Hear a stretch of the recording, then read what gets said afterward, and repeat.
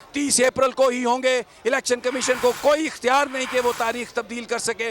बड़ा फैसला supreme court of Pakistan का, खसूसी bench 3 member unanimous decision bench का, और इलेक्शन 30 अप्रैल को होंगे। शेड्यूल प्रोग्राम बहाल कर दिया सुप्रीम कोर्ट ने। शेड्यूल जो प्रोग्राम है इलेक्शन का उसको बहाल कर दिया। बहुत बड़ा फैसला सुप्रीम कोर्ट ऑफ पाकिस्तान के खसूसी बेंच का। अब समझ आ रही है कि राना सनाउल्लाह और आज़म नज़ीर तारड़ क्यों भागे यहाँ से, और ये सब कुछ क्या हुआ, और क्यों ये कहते थे कि हमें फ़ैसला कबूल नहीं होगा। बहरहाल बड़ा फ़ैसला जो हिजान था इलेक्शन के हवाले से, सुप्रीम कोर्ट का हतमी फ़ैसला 3 मेंबर बेंच का। हुकूमत वैसे ये कह चुकी है कि हम इसे कबूल नहीं करेंगे, लेकिन अब देखना ये है कि सुप्रीम कोर्ट कैसे इस पर अमल दरामद कराता है। और 30 अप्रैल को इंतखाब जहाँ से इलेक्शन शेड्यूल रुका वहीं से शुरू किया जाए। ये मैं आपको पूरा फ़ैसला जो टिकट्स की सूरत में हमारी टीम अंदर जो मौजूद है जो दे रही है, और इसमें जो इलेक्शंस हैं वो होंगे। Mariam, now it's over to you. मैं ज़रा देखता हूँ और क्या। Thank you sir.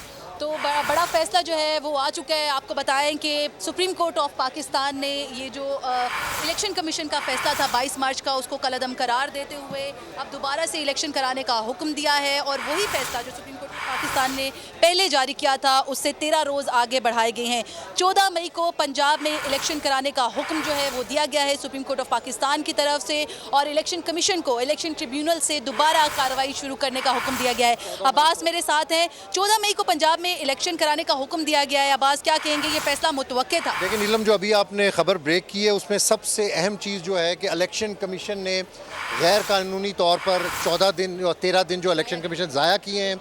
साथ साथ चूँकि कागजात नामजदगी का प्रोसीजर शुरू हो चुका था और इलेक्शन कमीशन ने जानबूझकर इसको रोका है इलेक्शन को, और इलेक्शन कमीशन का फ़ैसला आज सुप्रीम कोर्ट ने कलअदम करार दे दिया है। साथ साथ पंजाब में इंतखाबात जो कराने का फ़ैसला था वो भी बहाल कर दिए गए। 14 दिन सिर्फ ऊपर होंगे। 30 अप्रैल को पहले सुप्रीम कोर्ट ने कहा था, अब 14 मई तक अब इंतखाबात होंगे। तो अब सुप्रीम कोर्ट की जीत हुई है, अवाम की जीत हुई है, और जो आइन और कानून मैं समझता हूं कि उसकी जीत हुई है। आज सुप्रीम कोर्ट के फैसले पर सबको इम्प्लीमेंट करना पड़ेगा। ये लोग यहाँ पर आए थे प्रेशर डालने के लिए, दबाव डालने के लिए। 2 दिन से इसी चक्कर में थे कि किसी तरीके से सुप्रीम कोर्ट को दबाव में लाया जाए, मौजिज़ जजेस को दबाव में डाला जाए, लेकिन मौजिज़ जजेस किसी सूरत दबाव में नहीं आए। और आज उन्होंने बड़ा फैसला दिया है, बड़ी अदालत का बड़ा फैसला, कि इलेक्शन कमीशन का जो फैसला था उसको कलअदम करार दिया है। 30 अप्रैल को जो इलेक्शन करवाने का हुक्म था, अब 14 मई को उसका हुक्म हो। 13 रोज़ आगे बढ़ाए गए हैं। और इस तमाम तर मामले में आपको ये भी बताएं कि अदालत ने ये कहा है कि अदालती सवालात पर इलेक्शन कमीशन ने इलेक्शन कराने की यकीन दहानी कराई थी। तो जब इलेक्शन कमीशन ने कहा है कि अदारे ताउन करें तो इलेक्शन कराने को तैयार हैं, तो इसलिए शफाफ गैर जानिबदार इंतखाबात कराना इलेक्शन कमीशन की जिम्मेदारी है।